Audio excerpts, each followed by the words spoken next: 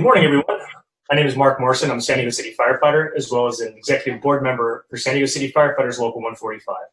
As many of you know, today is day 5 of our 19-day campaign, whose sole purpose really is to ensure that resources are getting to San Diegans who have been hit the hardest in the COVID-19 crisis that we're all facing. Today we have 2 very special guests with us that I would like to bring in to discuss how we can help our fellow San Diegans. Our first guest, Tony Terabanian, who is with Steps. This is an organization that is geared towards helping our local service members who may be struggling in regular times, not to mention during this COVID-19 pandemic crisis that we're all facing. Tony, I'd like to welcome you and first highlight the fact that you are a veteran, and I'd like to thank you for your service because it's a beautiful thing. And personally, as a son of a man who spent 21 years in the military, I know how hard a lot of hardships are that dependents face on a day-to-day. So I'd like to welcome you in.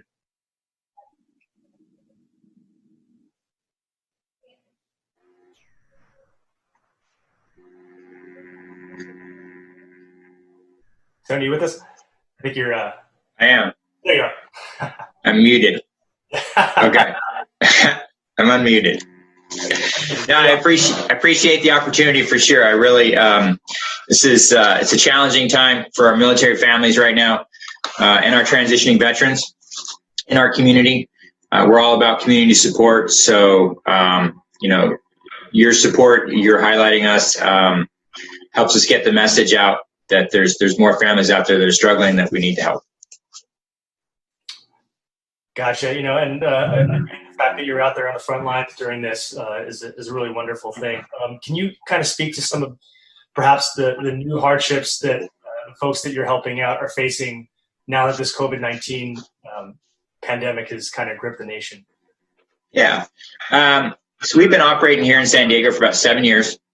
And through that time, we've established ourselves as an agency that works with these young military families and transitioning veterans. And our focus has normally been when these families get into a crisis, they're about to lose their house, they got a repossession notice or a disconnection notice, or they're out of food or diapers. That's when they can come into a program that we created, and it's a behavioral intervention to change their financial habits. We've proved it to be over 90% successful with last year we had a 1% return rate. So we're able to affect these families' long-term financial habits. And that's really our goal. Yes, we're going to help you get through today's crisis, but ultimately we want to help you achieve and sustain financial self-sufficiency. We do that through a counseling program that's backed up by a grants program. So our financial counselors are social workers that work from this behavior aspect. And then about half the time, we'll have to infuse some cash in the situation to bridge those basic necessities until we can get each of these families onto their own budget that's working. Each year, we'll manage about 800 families here in San Diego through that program. And with that, we'll grant somewhere between $250,000 and $300,000 in grants to restore or retain their basic necessities.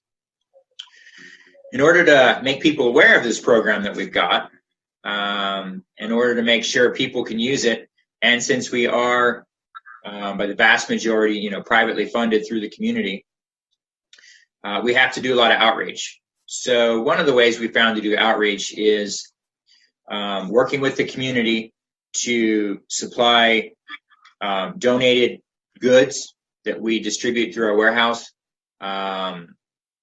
in general, and then also around specific times of year. So Christmas, Thanksgiving, back to school, Easter. We do various types of backpack drives or Christmas drives or food drives, and that allows the community to engage and learn about what we're doing, and then we can pass those blessings on to the military families. So each year we'll make sure that there's about 200 or so military families that get a turkey dinner complete with turkey. About 12 to 1,500 individual family members get adopted by community members so that they can have their Christmas wishes fulfilled.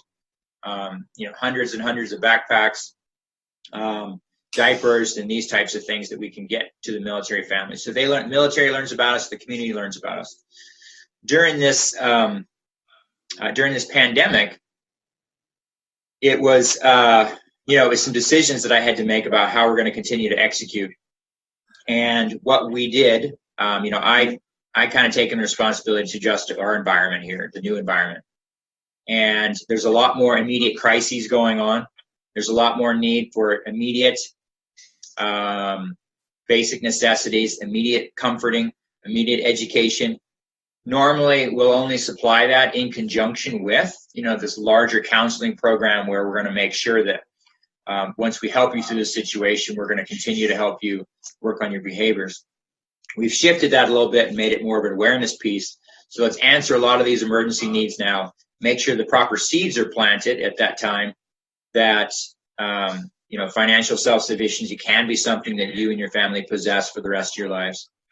And we've been doing that through it's shifting to now, it looks like weekly distributions that we're starting to turn to, where we get hundreds of families the diapers, the food, the hygiene products that they need, and then at the same time relay essential information about other resources that are there to assist them, and have our social workers have a quick chat with each one of them to make sure that they don't have any other immediate needs that we can help them with. That's awesome. We're doing a lot of terrific work out there, and we're really honored and privileged to be able to aid you in that mission. When we were kind of framing how this whole thing was going to look, it kind of dawned on us at that point that who better will know the needs of the city than the council members. I mean, they represent every nook and cranny of the city, but they're going to know where to allocate those funds. So on that note, Councilmember Kersey, I'd like to welcome you. And thank you for being here. I know you've got a tight schedule, keeping our beloved city running, and I really appreciate you carving out some time to sit down with us. Councilmember, would you like to kind of get into how you kind of got linked up with STEP and why you selected them? Well, we've been working with and supporting STEP for years out of the 5th District Council office. These guys do great work. They're based in Scripps Ranch, my district, but obviously they serve the whole city, really the whole region. And they're small but mighty. They're a lean shop. They serve the neediest of military families, and that's really something I think is worthy of being highlighted, because San Diego's a proud military town. We're very privileged to have our service members here in such force, but they sometimes need help. And a group like STEP, you look at the work that they do. It's phenomenal, and we all know that San Diego is an expensive place to live, and not everybody has the tools to be able to keep up with those cost pressures. And so STEP coming in and providing the direct financial assistance, and or more importantly, the financial literacy component of it to get people on the right path, to me is exactly the right approach. So been happy to support them, and very happy with this grant announcement here today. It's great work, Councilmember. I just, on behalf of Local 145, I want to thank you for your guidance, and Tony for what you're doing. This is just another testament to how, when we put our heads together for a collaborative effort, we can really affect the greater good. And I really appreciate it. With that said, Councilmember, are there any messages, or from a city leadership standpoint, that you have for your district or for San Diegans in general during this crisis? Well, I just love how everybody's stepping up. All of our community organizations are looking to see what they can do to be a resource. We've got our Rotary clubs who are stepping forward and providing volunteer training. We've got in Scripps Ranch, we've got the Scripps Ranch Civic Association, which is using 3D printers to make face shields for medical professionals. So I just love the way that San Diego has stepped up. Obviously, we love our public safety professionals, our police and our firefighters, because you guys are on the front lines, and we value every day what you guys are doing, because although this pandemic is obviously the most serious thing we've faced in quite some time, you guys deal with these kinds of medical issues all the time, and so you guys know what it's like, and being able to scale that up and provide the support that the community needs is obviously critical right now. So want to thank STEP, you guys, for all your work with our military community, and the firefighters for all the work that you guys keep in our entire city safe. Thank you very much, Councilmember. I know you got a tight schedule. We really appreciate you sitting down with us. Tony, how can we direct resources to you? How can we let the folks out there know how to get you what you need to do to complete your mission? Obviously your contribution is fantastic towards that, and this video chat is great. And a lot of it's about awareness, letting people know that there's significant issues out there. Military families are not much different than every other family. Americans in general have not fantastic financial habits. 3 out of 5 Americans will spend their entire paycheck or more each month, and 70% of Americans have less than $1,000 in their savings account.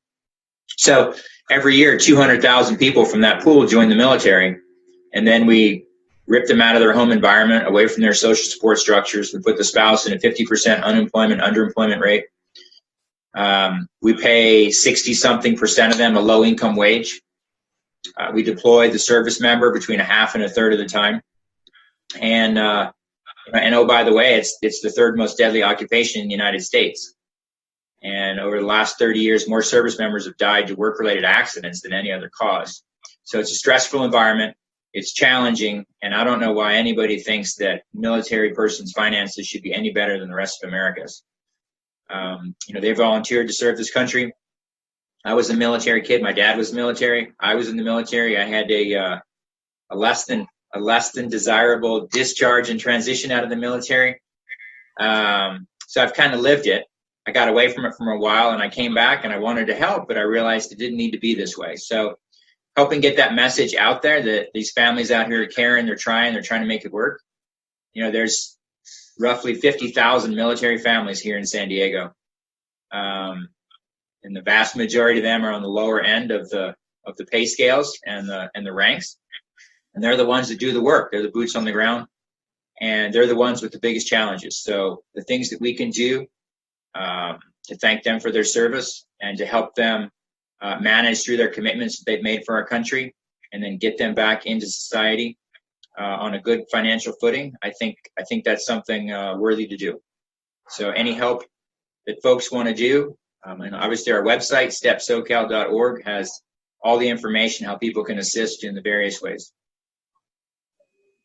Right on. Yeah, it's really an honor and privilege for Local 145 to be able to make a contribution to those who are serving our country and providing the freedoms for us that we all enjoy so much, even during this quarantine. But in any event, I'd like to thank you, Tony, Councilmember Kersey, for coming out and highlighting how San Diegans can help their fellow San Diegans during this crisis. With that being said, I just want to thank everybody who's tuned in. Please, if you have the means, look up all of our great causes, including STEP, which will help our military personnel. And I just want to remind everyone of how appreciative San Diego City Firefighters are for citizens coming by our stations and wanting to show your support. But please, if you can support those who are in most dire need, we really encourage that. And remember, San Diego City Firefighters are going to be here for you during this entire situation, just like we always have. So that being said, I'd like to do a final thank you to Councilmember Kersey and Tony from STEP. Check out those websites. If you can donate, please do. And thank you. We will see you tomorrow for our next day of our campaign. So please tune in and learn how you can help our next cause. Thank you very much.